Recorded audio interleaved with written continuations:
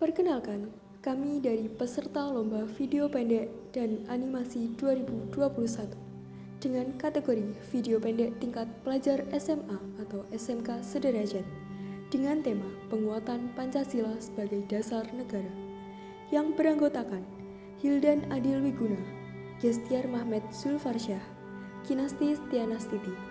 Kami perwakilan dari SMA Negeri 1 Ponorogo. Setiap negara yang ada di dunia pasti memiliki sebuah dasar negara, yang mana dasar negara tersebut dijadikan sebagai sikap hidup, pandangan hidup, serta sumber tata tertib hukum dalam suatu negara. Tanpa dasar dan tujuan, sebuah negara tidak akan mendapatkan kemajuan dan kesejahteraan, serta akan mudah terpecah belah dan tidak memiliki tujuan dalam bernegara dan berbangsa.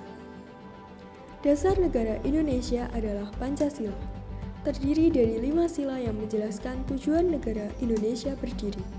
Yang pertama, ketuhanan yang Maha Esa, kemanusiaan yang adil dan beradab, persatuan Indonesia, kerakyatan yang dipimpin oleh hikmat kebijaksanaan dalam permusyawaratan perwakilan, serta keadilan sosial bagi seluruh rakyat Indonesia.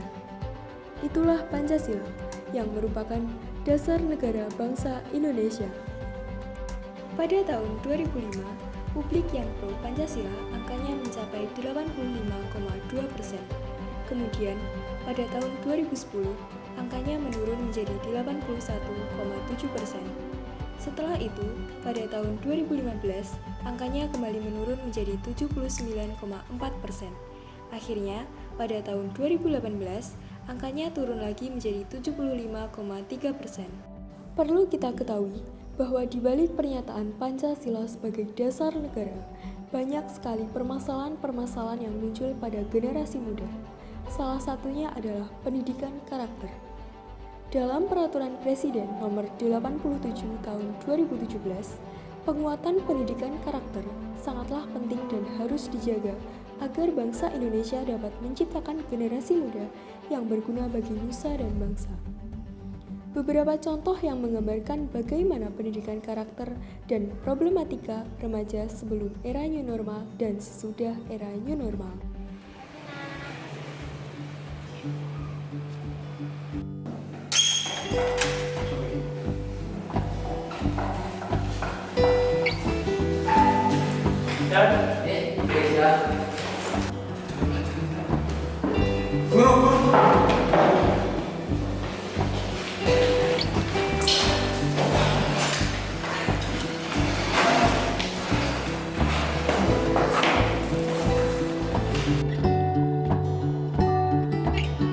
Assalamualaikum anak-anak. Waalaikumsalam. Pagi ini pelajarannya PKN. Silahkan buka buku tugas kalian.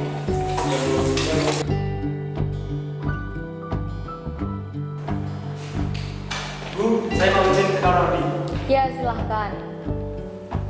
Jadi anak-anak, kita hidup di Indonesia pasti memiliki tujuan berbangsa dan bernegara. Kalian sebagai generasi muda bangsa Indonesia sudah sepatutnya menjaga keutuhan negara kesatuan Republik Indonesia dan juga mengisi kemerdekaan dengan cara menghormati dan menghargai jasa para pahlawan, menjaga persatuan Indonesia, belajar dengan giat, menghormati orang tua dan juga guru.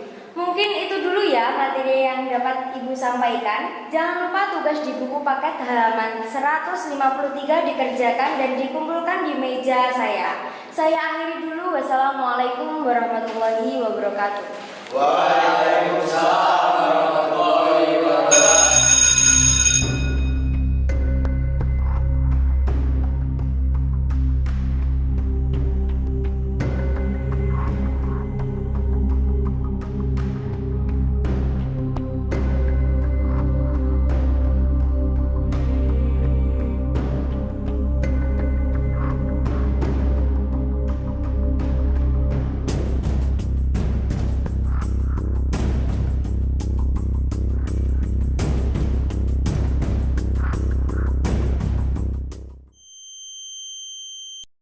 Pendidikan karakter sebelum era new normal atau sebelum pandemi perlu diapresiasi.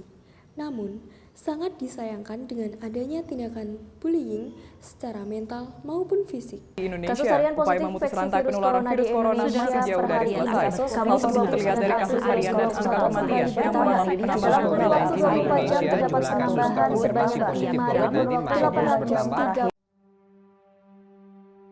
Anak muda pada era ini kebanyakan sudah menggunakan gadget bahkan lebih canggih dari orang tua. Apalagi pada masa pandemi seperti ini, mereka lebih banyak meluangkan waktu untuk memainkan gadget. Tak heran jika mereka lebih mudah menemukan hal baru dalam internet. Kepribadian generasi muda merupakan salah satu fungsi dari adanya Pancasila. Kepribadian tersebut dapat diwujudkan dalam berbagai bentuk sikap maupun mental. Dapat dibayangkan jika kepribadian mereka tidak terbentuk, bangsa Indonesia akan kehilangan penerusnya. Bahkan, cita-cita dan tujuan bangsa Indonesia akan ikut tergores dengan sikap yang tidak sepatutnya dilakukan oleh generasi muda. Banyak sekali pengaruh dari luar negeri yang berdampak negatif bagi generasi muda Indonesia yang dibawa melalui berbagai cara, salah satunya adalah game. Maka dari itu, WHO mengeluarkan Classification of Disease yang menyebutkan bahwa kecanduan main game sebagai gangguan kesehatan jiwa. Kementerian Pendidikan dan Kebudayaan akhirnya mengeluarkan kebijakan penguatan pendidikan karakter. Strategi kebijakan ini tertuang dalam habituasi, yaitu diajarkan, dibiasakan, dilatih konsisten, menjadi kebiasaan, menjadi karakter, dan menjadi budaya. Strategi ini dapat diterapkan mulai dari rumah, kelas, sekolah, dan masyarakat. Nilai karakter yang dapat diciptakan saat pembelajaran di rumah adalah nilai kemandirian, gotong royong, dan kreativitas.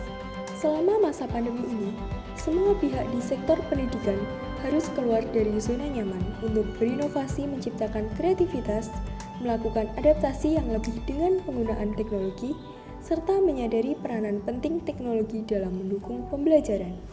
Dengan adanya kemajuan teknologi, menyebabkan penyelewangan norma perilaku, terutama pada remaja. Usia remaja adalah masa di mana emosional tidak stabil dan cenderung mudah meluapkan emosi serta sukar untuk mengendalikan. Pada zaman ini, seluruh lapisan masyarakat sudah dapat menikmati setiap pengembangan teknologi yang terjadi. Teknologi hanya memberikan jalan yang efektif dan mempermudah aktivitas masyarakat. Pengajaran norma dan pendidikan karakter sukar dilakukan melalui teknologi. Kecenderungan remaja menggunakan kemajuan teknologi sebagai alat komunikasi melalui media sosial menyebabkan permasalahan yang konkret. Berdasarkan riset, masalah yang paling sering dialami adalah cyberbullying yang mengarah di lingkungan sekolah. Tindak pidana cyberbullying ditinjau dari Kitab Undang-Undang Hukum Pidana. Dapat kita lihat dalam pasal 315 Kitab Undang-Undang Hukum Pidana.